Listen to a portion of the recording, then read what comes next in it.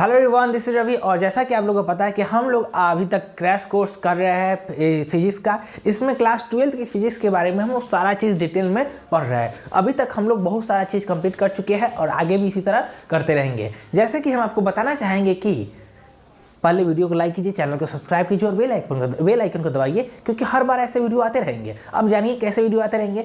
तो हम लोग अभी तक 12th में सारा चीज़ कंप्लीट कर चुके हैं, लगभग सारा चीज़ें आधा चीज़ कंप्लीट कर चुके हैं। जैसे कि इलेक्ट्रोस्टैटिक्स कंप्लीट कर चुके हैं, करंट इलेक्ट्रिसिटी कंप्लीट कर चुके हैं, कैपेसिटर कंप्लीट कर चुके हैं, moving charge and magnetism complete कर चुके हैं, magnetic current due to magnetic field due to electric current हम लोग कंप्लीट कर चुके हैं, और इलेक्ट्रोमैग्नेटिक इंडक्शन हम लोग कंप्लीट कर रहे हैं। बट अभी उसमें हम लोग क्या किए हैं, फैराडे लॉ ऑफ ईएमआई पढ़ रहे हैं, मैग्नेटिक फ्लक्स पढ़ रहे हैं, और अभी हम लोग लेंस लॉ पढ़ेंगे। तो यह रही आपकी जानकारी के लिए शुरुआत था। और इसको इस कथी कहें, क्या कहेंगे, न्यूज़ को, मतलब इस खबर को अब हम समाप्त करते हैं और शुरू करते हैं लेंस लॉ। ठीक, लेंस लॉ को अब हम लोग शुरू करते हैं और इसके बारे में पढ़ते हैं। तो देखिए, बहुत टाइम बर्बाद ना करते हुए हम 1 सेकेंड में आपको, 1 मिनट में आपको सारी चीज़ बता दिए। तो चलिए समझते हैं लेंस लॉ क्या होता है, उसके बारे में पढ़ते हैं और इसको भी खत्म करते हैं जैसे सब चीज़ को किए हैं। ठीक, इसका भी पोस्टमार्टम करते हैं। तो पहले समझते हैं लेंस लॉ होता क्या है। लेंस लॉ होता क्या है, उससे पहले हम लेंस लॉ के बारे में इंपॉर्टेंट टर्म जानेंगे, इंपॉर्टेंट बात जानेंगे। जैसे कि लेंस लॉ डिस्कवर कौन किया था। ठीक, लेंस लॉ डिस्कवर कौन किया था, तो Lenz law was discover by Heinrich Emil Lenz. Heinrich Emil Lenz, नाम अजीब था इसीलिए हम लिख दिए, नहीं तो नहीं लिखते। ठीक, हेनरिच एमिल लेंज एक साइंटिस्ट थे जिन्होंने क्या किया, इस लेंज लॉ को डिस्कवर किया। बात समझ में आए।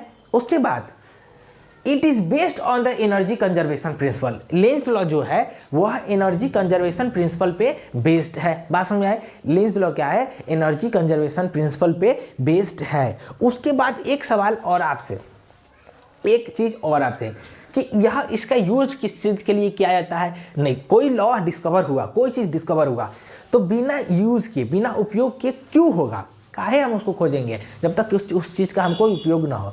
तो जी, दुनिया में जो भी चीज़ होती है कोई ना कोई ज़रूरी के लिए होती है, नहीं तो उसका कोई मतलब नहीं रहता, कोई फायदा नहीं होता है। बात समझ में। तो लेंस लॉ का यूज़ क्या होता है हम लोग पढ़ते हैं और समझते हैं। It is use to obtain the polarity of induced EMF.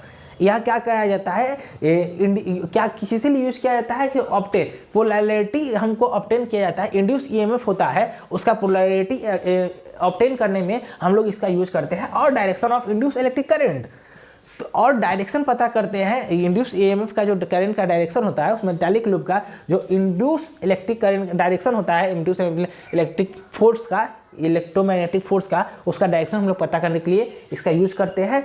To the close metallic loop during electromagnetic induction. तो एक क्लोज मेटालिक लूप है।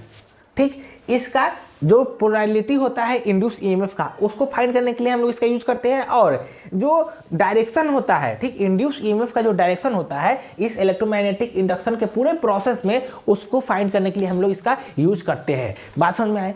तो देखिए, ये तो बात रही आपको कि लेंस लॉ के बारे में जानकारी। लेंस लॉ के बारे में जानकारी, जैसे कि हम बताते कि हमको देखिए, ठीक, मेरे 2 हाथ है, एक मुंह है, एक नाक है, एक मुंह है, एक कान है, 2 आँख है, ये एक शरीर है, 2 पैर होंगे, पैर भी है, ठीक, पैर भी है, दिखा देंगे बाद में, वीडियो में नहीं आएगा। तो ये मेरे बारे में जानकारी हुआ। लेकिन हम कौन है, हम कौन है, तो हम अपना इंट्रो देंगे कि हम रवि कुमार हैं, आपके फिजिक्स के टीचर हैं, वगैरह वगैरह वगैरह वगैरह बताएंगे। उसी तरह लेंस लॉ क्या कहता है, लेंस लॉ क्या है, वो हम लोग जानेंगे। तो चलिए लिख समझते हैं लेंस लॉ किसको कहते हैं, लेंस लॉ क्या है। तो चलिए स्टार्ट करते हैं। तब तक आप लोग इसको नोट कीजिए और हम लोग आगे बढ़ते हैं।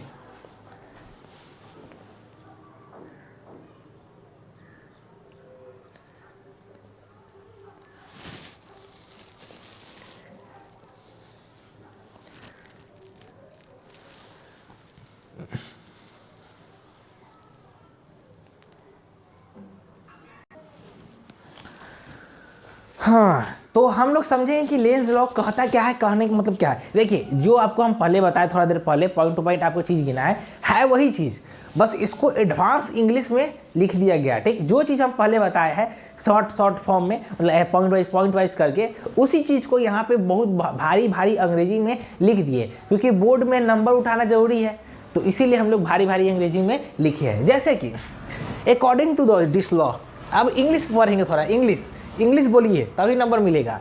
अकॉर्डिंग टू दिस लॉ, जैसे मान लीजिए बोर्ड एग्जाम में हो तो बोर्ड एग्जाम में सिर्फ लिखना रहता है, पेज भरना रहता है, ठीक, वो उनको पास पढ़ने का टाइम थोड़ी है। तो और अगर पढ़ भी लिए तो उनको समझ में नहीं आना चाहिए कितना अच्छा इंग्लिश लिखा, और लिखा तो बच्चा पढ़ने वाला है, ठीक, शॉर्ट लिखा तो बच्चा तो अपने मन से लिखा है, मतलब ठीक है दे देते हैं नंबर, लेकिन ऐसे लिखेगा तो फुल मार्क्स मिलेगा।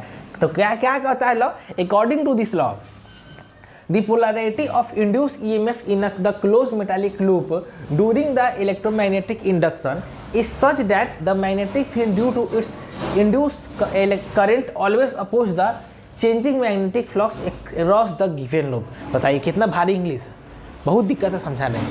देखिए क्या कहता है, the polarity of induce EMF in a close metallic loop, जो भी पोलैरिटी होगा इंड्यूस ईएमएफ का किसी भी क्लोज मेटालिक लूप में ड्यूरिंग द इलेक्ट्रोमैग्नेटिक इंडक्शन, कब, जब इस क्लोज मेटालिक लूप में इलेक्ट्रोमैग्नेटिक इंडक्शन प्रोसेस हो रहा होगा तब is such that the magnetic field due to its induce current, जो इसमें जो इलेक्ट्रिक करंट दौड़ रहा होगा तो इसके कारण जो मैग्नेटिक फील्ड क्रिएट होगा वो क्या करेगा, always opposes the changing magnetic flux across the given loop. वो क्या करेगा, अपोज करेगा, वो क्या करेगा, अपोज करेगा जो मैग्नेटिक फ्लक्स इसमें लगातार जो मैग्नेटिक फ्लक्स का रेट चेंज होता है, रेट चेंज होने का रेट चेंज हो रहा है उसको अपोज करेगा। बात समझ आए कि जो पोलैरिटी होगा इंड्यूस ईएमएफ का, मतलब जो पोलैरिटी होगा, मतलब पोलैरिटी मतलब नेचर किसका, तो इलेक्ट्रोमैग्नेटिक फोर्स का, इलेक्ट्रोमैग्नेटिक फोर्स का